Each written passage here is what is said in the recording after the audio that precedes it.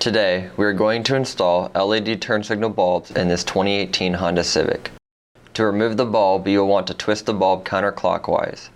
You should then be able to remove the bulb with ease. Next, you will want to remove the bulb from the socket. As you can see, this is a 7440 bulb. Comparing the stock halogen bulb with the LED bulb, you can see that there is a size difference, but if you look closer at the socket connection, you can see that they are identical. This piece right here is not a load resistor, it is a driver.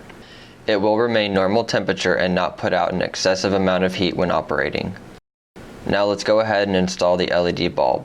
You will want to insert the LED connection into the turn signal socket. Once the LED bulb has been connected to the stock wiring harness, you will want to insert the bulb into the housing and twist clockwise.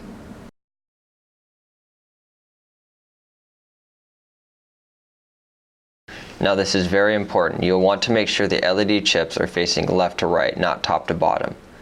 As you can see, the turn signal is not hyper-flashing.